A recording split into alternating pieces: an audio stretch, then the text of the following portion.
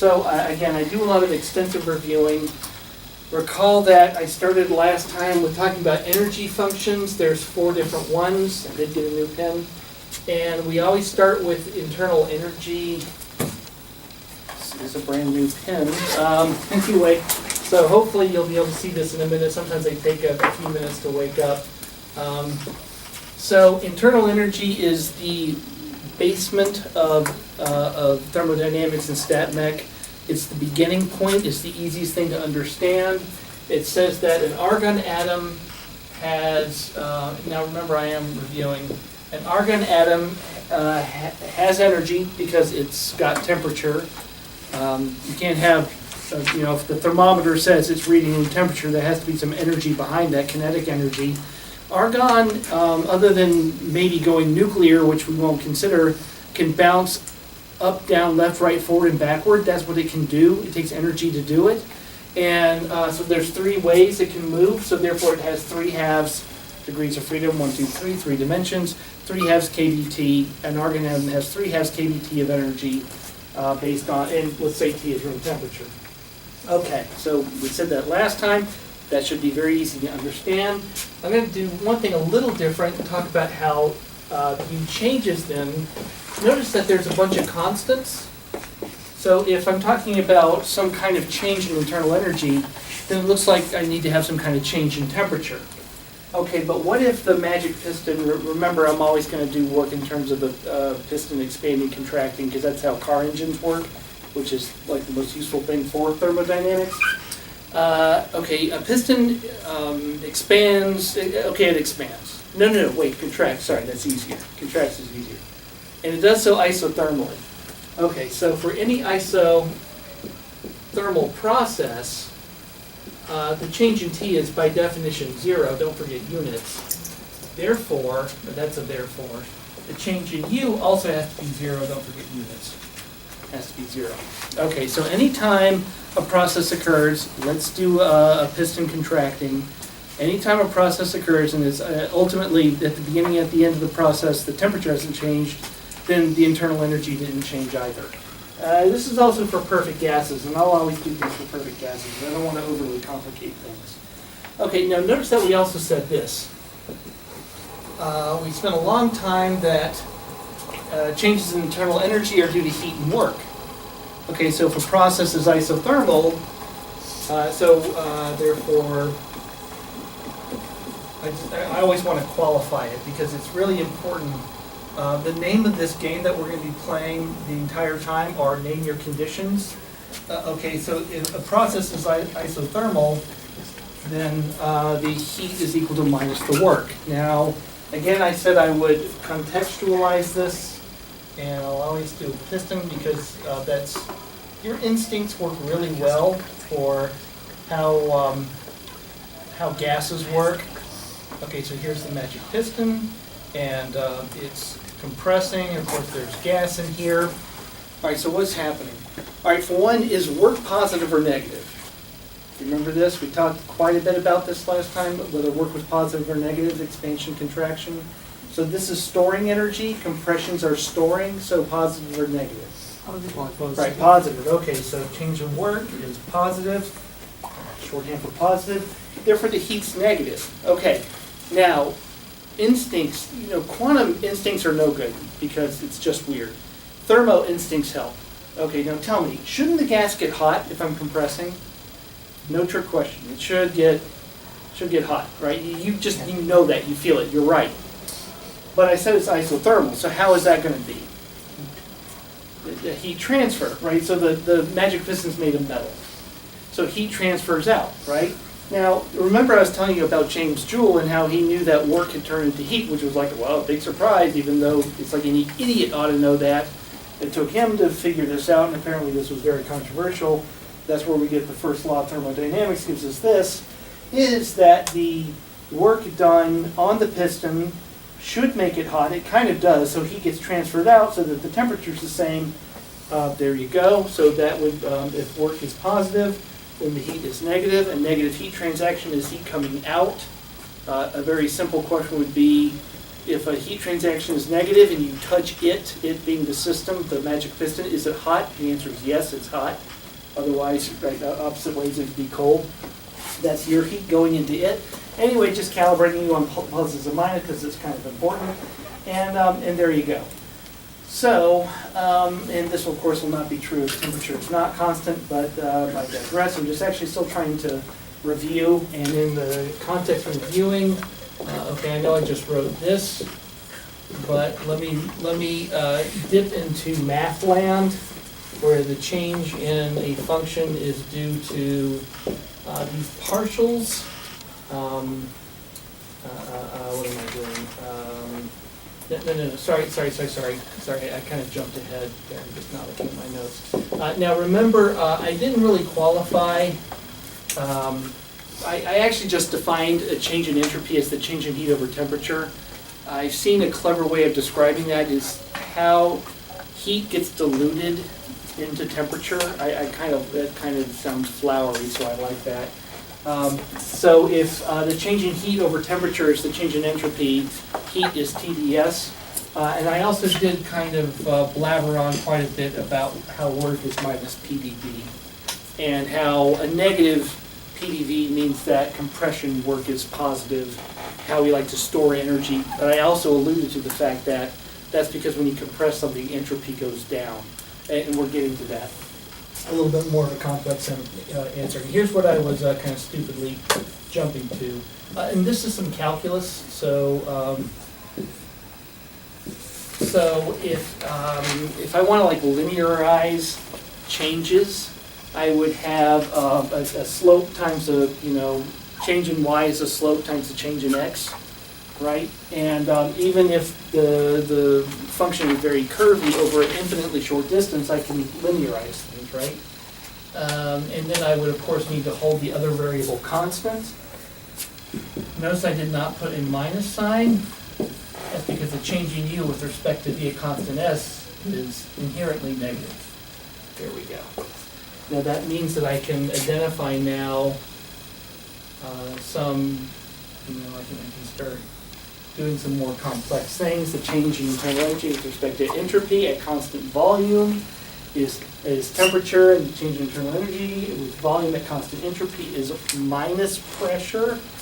And there's some tricks you can do with that, but I don't think we can really spend the time to go over them. Anyway, what else do I want to say? Okay, some other mathematical language as it applies to thermodynamics. I see this change in u, I see this change in s and change in v, so therefore I assume that u is a function of s and v. S and v are the natural variables, still reviewing by the way. Now here's the damnedest thing. The concept of natural variables is not a mathematical one, it's a thermodynamics one. It doesn't make any sense in mathematics. So if a function is x times y, I can take the change in f with respect to a change in x or a change in y, because what the hell, they're just a bunch of letters anyway. When we apply math to thermo, we get this kind of funkiness, where I now say that like f of x and y, that one of them, the x maybe, is more special than the y. And again, that's not a mathematical concept, it's a thermodynamic concept. So if you Google this on a math site, you're going to come up with nothing. If you just Google it in general, you're going to find thermodynamic sites that tell you what I just said, that internal energy has natural variables of entropy and volume, and that's because of how the changes are all in the same equation. That's a very practical way to keep this straight, but I'm going to show you the meaning. It has a very important meaning, but that'll be at the end of the lecture, so just hold on to that. Let's see.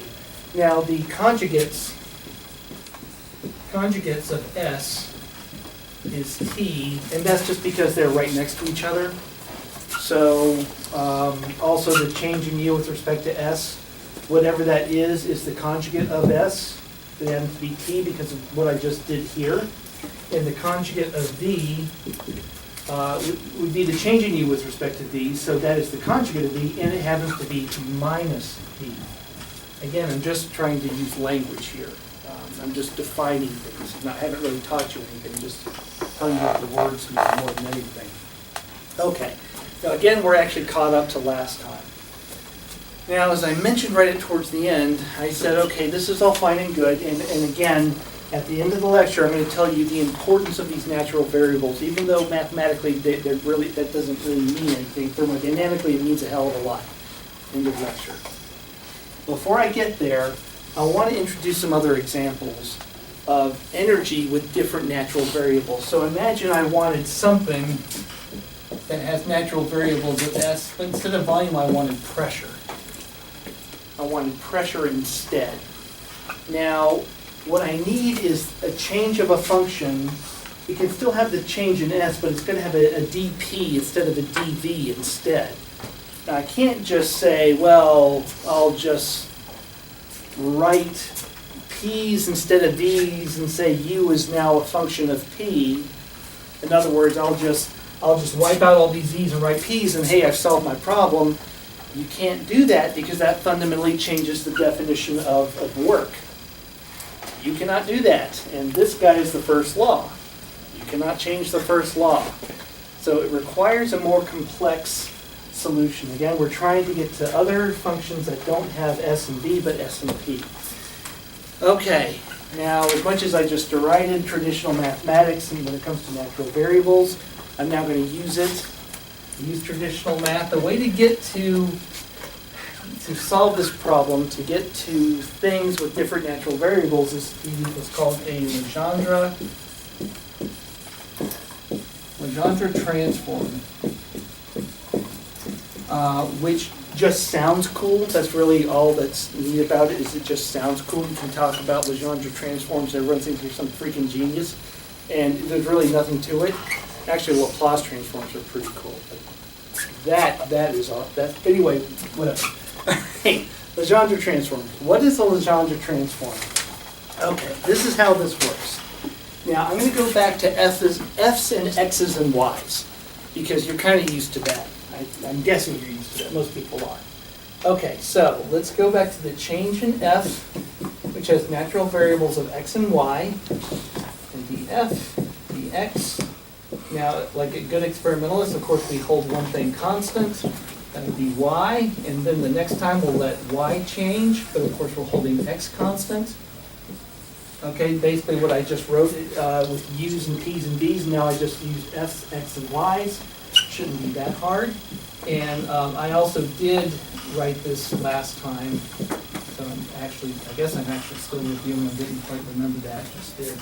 Anyway, okay, so remember that whatever Cx is, it's the conjugate of x, and whatever Cy is, maybe it's minus pressure. Anyway, Cy is the conjugate of y, so maybe that's minus pressure and y is volume, you get the point. So, okay, so if I have a function f, which has natural variables of x and y, because I can see a dx and a dy, what I want is a new function, which, let's keep x, but let's get rid of y. Let's get rid of the dy. And what I'm going to do is put that on its conjugate. Instead of the dependence, the natural variable y, I want to get rid of that natural variable, and I'm going to, but I have to, something has to take its place, right? You can't just make it disappear. You have to change it. You have to change it out for something. You can change it out for its conjugate. And if you don't like x, you can change it out for its conjugate. Okay, so this is the way I'm going to go about getting rid of these natural variables and replacing them with new ones, but it's going to require me changing the function. I'm going to have to change the function. So here's the old guy, and here's what a Legendre transform does. Take the thing that you're kind of not happy with because of y, subtract y times its conjugate. That is a Legendre transform. By itself, probably doesn't look like too much. Now, you see why I'm using CYs and CXs, because I don't want to write df, dy, a constant x a bunch of times. It kind of sucks. Okay, so this is a Legendre transform, so what? There isn't actually much you can learn from this until you ask what the change in g of x, sorry, I won't write that down yet. What's the change in G? Okay, let me go to the other board because I think some of you might be straining to see this. And as usual, this board is a nightmare to clean. Okay, so I can write a Legendre transform, but it doesn't mean a lot until I write the change of that function. And when I write the change of that function, what I'm looking for is I've got partial G, and I'm gonna say dg. That makes me look like a Southern hick. Actually was. I am from Alabama, by the way. I'm sorry if you have trouble understanding my thick accent. That is true, by the way. I actually am from Alabama. Okay, so let's do dg. Now you're going to have to remember some of your calculus. So I'm going to write the change on the left. I have to do the change on the right minus the change in y, cy. Sorry, my brackets look a little funky. I'm going to try to write them perfectly. There we go. Okay, basic calc. Okay, hold on. The change in f, I've already written that. I already know what that is. By definition. I did write that. Yes, I did. It's right over there. Okay, minus now. Product rule, right? Remember your derivatives product rule? So I've got, I'll keep cy and do the change in y. Product rule, then you just invert that. Y change in cy. Cy change in y minus y change in cy. Minus because I put a minus, because the Legendre transform has a minus sign. Okay, look at that. Cancel, cancel. Okay, c dx minus y. Minuses don't really matter, by the way. Okay, so now I see these, I see what the partials are, and I see that g is indeed a function of x, and no longer y, but the conjugate of y. So there you go. All right, basic mathematics. Okay, let's go back to U. It's a function of entropy and volume, and I wanted to get rid of volume's dependence.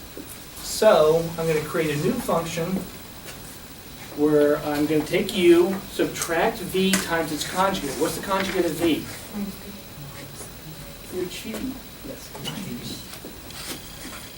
no, that was quick, by the way, yeah. So that's U plus PV. Does that look familiar? Do you know what that is? Yeah, it's not going to be. It's H. Okay, now prove it. Prove it. Change in H, change in U, plus change in PV. Minus sign. The damnedest thing is minus signs right now. You can just think of it as, does the heat go out or heat go in? Right? It's kind of a direction. It is that. There is a bit more to it, but you can just think of it as a direction. But you do got to keep track of it. Okay. Anyway. Change in U is PDS minus PDV plus PDV, product rule, plus VDP. Okay, cancel, cancel. TDS, so H is a function of S, plus VDP, so H is a function of V. There we go. So indeed, H is energy, but it doesn't have a natural variable dependence. It doesn't have natural dependence on V, but it has natural dependence on P. So there you go. Let's go a little bit further, and then I think I'll show one or two consequences of that. And let me do this because I don't like covering I like to move laterally, but. Okay, so I'm going to show a couple other examples. Let's take U, which has a dependence on S and V. Now let's subtract its dependence on S. I want to get rid of S now. What's its conjugate?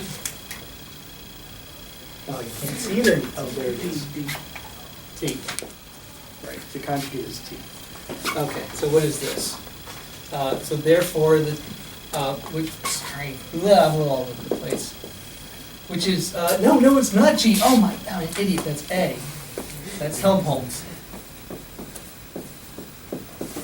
Helmholtz energy.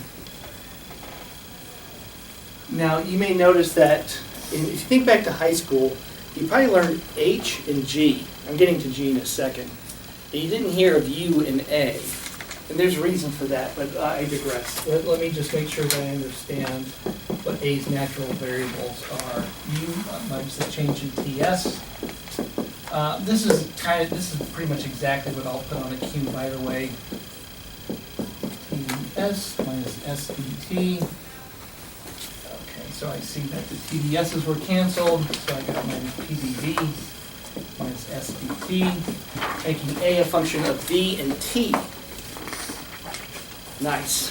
And then, if I want to get rid of U's dependence on S and V, I've got to double Legendre transform.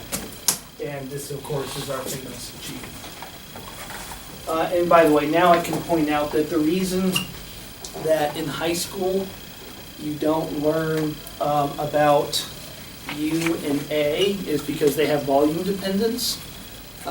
It's unnatural for us to think about volume doing reactions because we like to do reactions in open beakers for which there is no closed volume. Volume is not defined. Note that when you do chemical reactions in a closed volume, that is an obscenely dangerous situation. Many reactions produce gas. If they produce gas and they're in an enclosed system, they're going to explode. So also nature, a tree does not grow at constant volume because the earth is not encapsulated in a giant metal box. Therefore, most things that you do in a lab for safety reasons are done at constant pressure. Volume is not defined, it's not constant volume. Nature is at constant pressure because the earth is not enclosed in a box. So that's why you didn't learn about U or A, because those are volume guys. But we don't think about volume when it's not defined because the beaker is open, because the planet is not enclosed in a giant box. So this is why we taught you about H and G and not U and A. Anyway, just pointing that out. Okay, so G is a double Legendre transform, and I won't go through the exercise because it's kind of stupid at this point. So that's SDT minus SDT plus EDP. And again, the minus signs are not that important, but please keep track. So I see that G is a function of T and T. There we go. So that's why we have these. And the point, I'll give you a little bit of an idea of why natural variables are important. And if you have that written down, let me go back to the beginning. I can see why I hate this room and this stupid board. And I would just go to another board, but then it's like too far over, and then the camera wouldn't capture it. Again, why they made a room long and not wide doesn't make sense.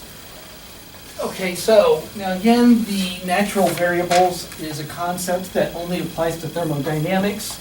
Google it, you'll find thermo pages, no math pages. If you look up Legendre Transforms on Wikipedia, Wikipedia, the math pages are ultra hard to understand. Kind of like chemists, they like to put things in ways that are way harder to understand than they really are, but that way it seems harder than it is, and they get paid more. Not kidding, that really is why it works. Let's see, and I forgot, what the hell was I talking about? I totally forgot. Oh, why are natural variables special? Okay, so why do we even have this concept? Okay, let's look at U. And it is TDS minus PDV. Okay, and as I was kind of alluding to this when I was telling you about why, in high school we don't tell you about U. Why didn't we tell you about U? Why didn't we tell you about A? We didn't tell you this because I mentioned, we don't like thinking about volume when volume is not defined, but let me be a little bit more accurate. At constant volume, the definition of that would be that dV is 0. I'm trying to remember my units because I'll take off points on Q's. You don't. Okay, that means that the change in U is purely TDS. But I happen to know that that's heat. That's heat. Why is that important? Well, I don't know. How's a freaking power plant work? You start thinking about this, like sometimes what I'll do in my classes, I challenge my undergrads. Here's a good one. Can you design a spaceship that is powered on electricity? Can it shoot through the air? Can planes shoot through the air with electricity? No. Don't use a plane, because you kind of could do that. Use a rocket. Can you make a rocket that runs on electricity? No. Huh? Someone? No. No, think about it. Really, how would you do it? Where you have a little propeller? That ain't gonna work in outer space. There ain't no gas. That's why I kind of screwed up. You can build an electrically powered plane. It's just like terrifying, because someone actually did it. They barely get in the air, so those are scary. It does work, but outer space, no. You cannot build a rocket with a nuclear power generator, because it can only generate electricity, and you can't turn electricity into motion. You have to have a chemical fuel. Okay, so think about how we generate electricity on this planet. Right? We could have a donkey turning a wheel, and the wheel turns I forgot how this works, a turbine, and then the turbine generates electricity. I think that's how it works. There's dynamos and turbines, and I forget which one's which, but anyway, we could either have a donkey turn a freaking wheel to generate electricity, or we could burn something. Burn gas, coal, or nuclear fuel, but either way something burns. Everything we do in our society comes down to burning gas or uranium. It's one or the other. Everything starts that way. We never start with work, not since really 1900. We always start with heat. So heat is crucially important to everything we build our society around. Cheap energy. It's heat energy. It's always heat energy. Okay, let's do H. TDS plus VVP. Look at that, at constant P, dP is 0, and so enthalpy is heat, just like you learned in high school, right? Remember endothermic, exothermic? You always learned H was positive, H was negative. And the reason was it was heat, but that's only true at constant pressure. But for all the reasons I just said, almost everything that occurs in nature, or the lab for that matter, occurs at constant pressure. Now, there's a couple of tricks that I used to ask myself this. Now I totally know the answer, so I'll ask you this, but I'll also give you the answer so I won't frustrate you. When is something at constant pressure and constant volume? Now, I just said, okay, chemical reaction in a beaker. The beaker's open, therefore that's constant pressure. Okay, now let me mess with you a bit. A protein is in the beaker. So it's not that the contents of the beaker are reacting. Let's say that a protein is inside of the beaker and it's changing shape, which counts as a chemical process. It's just a crappy one, but it still counts. It's a process. Okay, constant pressure or constant volume. It's not near the surface. I don't think that it knows I don't think that it realizes that the beaker is open. The beaker can be closed. The protein doesn't care. The beaker's open, so it says to me it's constant pressure, but the protein doesn't know, it's not at the surface, so it doesn't know that. And it's kind of in this cage of probably water molecules, right? Proteins generally come in water. All right, so which is it? So this process, it's just changing shape. Constant pressure or constant volume, which is it? Huh? Constant volume. Correct. Constant pressure. Technically constant pressure. Because it gets some moving molecule, it's just air, right? Well, actually, so it's a little bit more subtle than that. It's constant pressure because of the original reason, because the beaker is still open. But there's a subtlety to this. It turns out that thermodynamically, it doesn't matter. It only would matter whether you're at constant pressure and constant volume if gas is generated or consumed. Let's just say gas generated. You see, only then would there be a thermodynamic consequence, because for various reasons. If I have a reaction that generates gas and it's in an enclosed vessel, the pressure would rise and it will actually shut down the reaction because the pressure goes up. Anyway, I'm giving a very specific example. In the case of a gas is generating a chemical reaction and it's not in the vessel, the gas escapes and that drives the reaction forward to completion. So you see that there's a thermodynamic consequence to whether you're enclosed in a box or not. For the protein in the beaker's open, so if in the process of doing its thing, if it generated a gas, the gas would escape. Open beaker, constant pressure. But no gas was created or consumed. So while it is technically a constant pressure process, it actually doesn't matter. So if I calculate the thermodynamics of this process, this protein changing shape, if I did the calculation at constant pressure or constant volume, I actually get the exact same energy. the same. In other words, yeah, H and U would be the exact same number. That's what I'm trying to say. Is that while technically that's a constant pressure process, ultimately there's no effect because the gas is not created or consumed. So anyway, I'm just pointing out some nuances here. Okay, let's do A. A tends to be a little bit more important theoretically for various reasons than G. A is minus SDT minus PdV. Think about it for a second. Okay, let's do this at constant T. Okay, in that case, A is work. Reversible work, which is the maximum work the system can do based on what we talked about last time. Okay, work's important. In fact, A is Arbeit, which is German for, who speaks German? No one speaks German? I do, but I forgot. Maybe you should work on it. It means work. And I don't think I'm saying that right, by the way. A is the German, it is something like Arbeit, and I'm saying it Germanly, but It's not angry. well, I don't speak German anyway. I'm not speaking angrily enough, is that right? Yeah, so, I always, if you guys ever get stressed out, I always do want you to close your eyes, just count to 10, screaming in German. That'll relax you. It is Helmholtz energy, but we give it the letter A because of that. Now, G also, at constant T, would also be work, by the way. That's a little bit of a harder derivation, I won't go over it. But again, so you can see here my point, is that heat is important for all the reasons I just blabbered on for about 10 minutes. Work is what we turn heat into. That's also pretty important. So, depending on what we hold constant, our thermodynamic functions turn into things that are kind of more important than just them. Okay, now here's the cool thing. All right, let's start at our basement level. What happens if I hold both variables constant, U and S? The change would just be what then? What is constant? Yes. Okay, so now, hold on, big picture. I have thermodynamic functions, I have 4. I'm telling you that when I hold their natural variables constant, at least one of them, it turns into something a little bit more special. Okay, let's go back to U. If I hold V constant, it becomes heat, that's great. What if I hold both V and S constant? It looks like it, so the end is 0, right? Because 0, 0. True, but guess what? There's other terms in here. I haven't written them all out. There's actually like a million of them if you could. It depends on the system. It turns out that it ends up becoming entropy. And I'm going to explain that.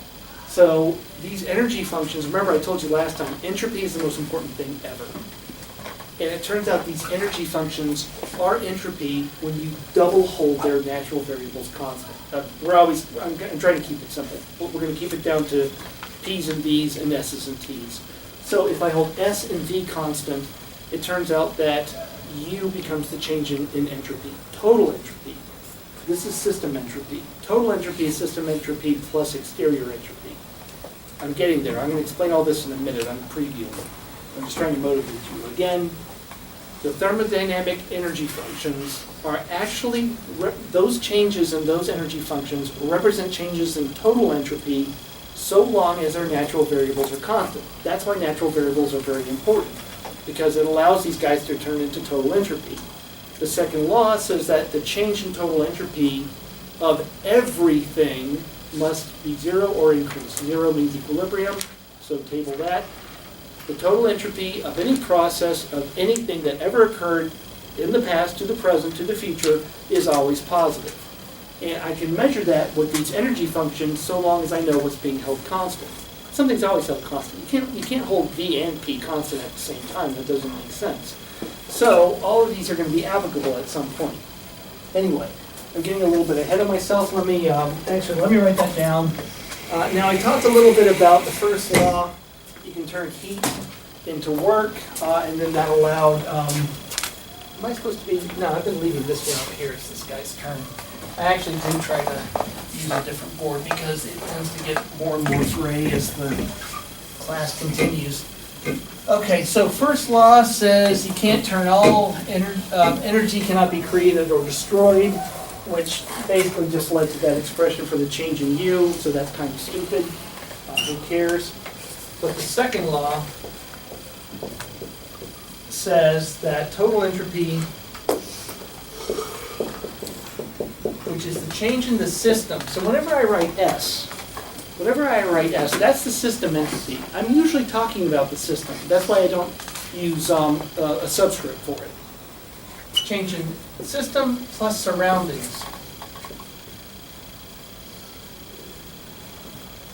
Unfortunately, that's a very long word, surroundings. Total entropy is the change in the system plus surroundings, because that encompasses the entire universe, must be greater than or equal to 0. Don't forget units, joules per K. Anything that ever happens, if things happen at equilibrium, then the change in total entropy is 0. When things happen like buildings fall or you turn your car on, then that's greater than 0. So that's the one we tend to care about more about. I shouldn't say this. I'm going off on too many tangents, but I tend to do that. But I talked about equilibrium. And do things here's my question. Do things happen at equilibrium? But before you answer, let me give you an example. Okay, I've got a freezer. And somehow I set it to perfectly 0 degrees. I'm at the beach, so it's at, I'm exactly 1 atmosphere. My freezer is exactly 0 degrees. I got a bucket of water and an ice cube in it. All right, now that's at equilibrium. I'm not trying to play games, so yeah, no fooling. It's at equilibrium. Got an ice cube floating in water. You know that the liquid and the solid, liquid water, solid ice, are at equilibrium. My question to you is, does anything happen? I put this ice cube, it floats. I come back a year later and I look in the fridge. What do I see? Is it exactly the same? What do you think? It is exactly the same, but it's not in and of itself the same. It would visibly be different, actually. Any of you guess how? Shape making. Ta-ching! Would you join my group? No, just kidding. Yes, it went from a cube to a, I don't know. yes, Sphere? to a sphere. Going from a cube to a sphere. That minimizes the surface energy, by the way. Here's my point. Things still happen at equilibrium. And what would happen to the ice cube is that some of the ice, the solid, would have melted at the edges. And because we are at equilibrium, some of the liquid solidified on the sides. And that process keeps going on until you get a sphere. Things do happen at equilibrium, but it's kind of boring, like watching ice melt. So anyway, I just wanted to point that out. It's just kind of neat. I thought that was kind of neat. Okay. Now to understand what I was just saying about the importance of energy and entropy. Entropy, this tells you why the universe was created. It tells you why you're here. Might explain why she didn't call me back. Sorry, a little angry. And everything that has happened or will happen happened because of this. So I'm not, first law is kind of neat. Second law is like way more important. Third law, which actually just gives us a tool to measure entropy, just says that the second law is correct because you can measure entropy. The third law, by the way, in case you forgot, the entropy of a perfect crystal at 0 degrees K is 0 joules per K. It just gives you a way of measuring entropy. I consider that rather boring, but second law is much more interesting. Now, because the second law is more important than anything else, what I think is my own thing about thermo and what I try to teach and what's in my textbook is that these energies are not really all that important. Energies are only good ways to measure entropies, and entropies matter because that's the only thing that matters. So that's kind of the big picture of what I try to get across when I teach thermo. Okay, so this is the definition of the spontaneous process, technically greater than 0, equal to 0 is equilibrium, like we just talked about. And that leads us to what's called the Clausius inequality. And I'm not quite sure how this is derived. I think I've seen this before. It is 5 minutes, we'll be on time. The Clausius inequality is this, that entropy of a system is always greater than or equal to the heat divided by temperature. I do know how this is derived. I'm being an idiot. I know exactly how this is derived. You can actually think of this by work. Now notice, I won't go into too much detail because it'll take me about 5 minutes, all the time I have. The way you can understand this is I didn't specify that heat was reversible. If a process is reversible, that's when the equal signs apply. Remember, I defined a change in entropy as the change in heat over temperature so long as that change in heat was reversible. So, change in entropy is the change in reversible heat over T, equal. If the process is irreversible, then that's when you get this inequality. Now, you can actually prove that because remember how I said reversible work is the most negative work? It turns out reversible heat is the most positive heat. So that's actually where you get this. I can explain a little bit more later, but again, I just want to point out to you that last time I showed you graphically how reversible work is the most negative work. You can actually flip that around and say that heat is therefore the most positive, reversible heat is the most positive heat. That leads to this guy right here. So that's where that comes from. I wish I could spend a little bit more time on it, but I can't. Okay, now let me do this. Okay, this is going to be kind of nutty.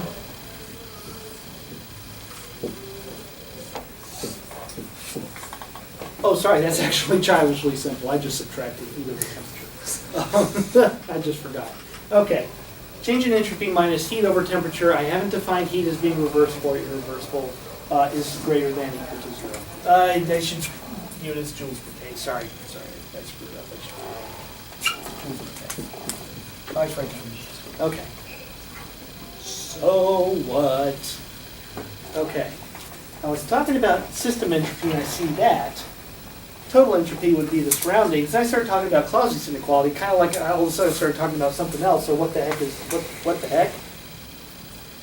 Let me ask you this. Remember I was talking about the piston compresses. You know it would get hot, good going, your instincts are correct, but the heat gets released, which is a positive heat. That's from the standpoint of the system. What did the surroundings see? Plus or minus heat? It'd be minus. Everything positive on the inside is minus the outside. It's just symmetry. It's really, no mind-blowing concept here. Put a minus sign on everything. It's either going in reverse or happening on the outside. I think that's relatively simple, right? Okay, so is this minus, this is minus the change in system, but it's equal plus change in surroundings. This SOB is plus, is actually plus the change in surrounding entropy, which, guess what, must be greater than or equal to 0 joules per K, which is what the second law says. Second law says that total entropy must increase or stay the same as equilibrium. Okay, so that's not exactly mind-blowing, is it? Okay, let's go a step further. Okay, so let me go back to this. Sorry, my handwriting is suffering. Okay, I'm going to multiply by minus t. So now I've got change in q minus TDS. Notice that the greater than sign turned into a less than sign. Okay, then I'm going to hold V constant. Now what can I substitute if I hold V constant?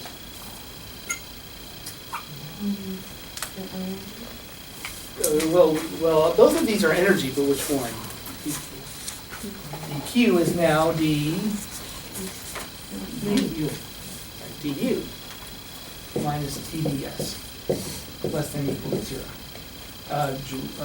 That's joules. Sorry, joules. I keep saying joules straight. The per K got wiped out because I multiplied by T anyway. Okay, now remember, I was ballyhooing about how energies, the only thing important about energies is they actually are stand-ins for total entropy, so long as the natural variables are held constant. Used natural variables are V and what else? What?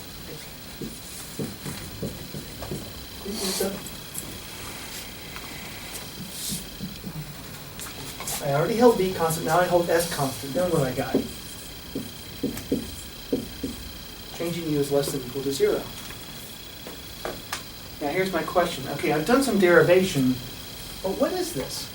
What is it? I mean, I can certainly read it. I know that it's a statement of U being less than or equal to 0. But here's the thing.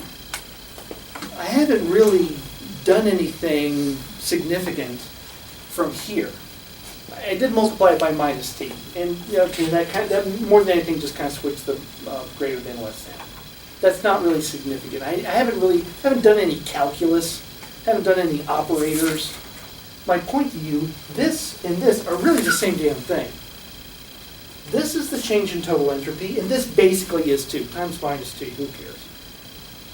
This is a stipulation on total entropy change, just as this one. It's very clear to see this because I can see that this is total entropy change. This is the same thing. This is the total entropy change. I just tacked on some stipulations. But it is still the total change in entropy. So, for the total change in entropy of a process to be negative, which it better damn well be or it won't happen, the change in U better be negative. Wink, wink. System entropy and volume have to be constant, by the way. Okay, now, you may recall in high school, and maybe even undergrad, which would be very offensive if this happened, you learned that the definition of spontaneous was if delta G is negative, right? Now, you remember that from high school? You learned that a spontaneous process has a negative delta G. Now, I just showed you that a negative delta U is a spontaneous process, not negative delta G.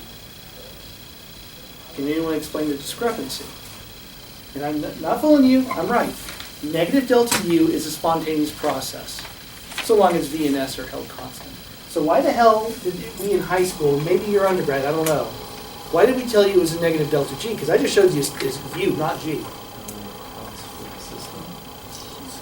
Well, no, hold on. So, again, when I say something is spontaneous, I'm really talking about total change in entropy.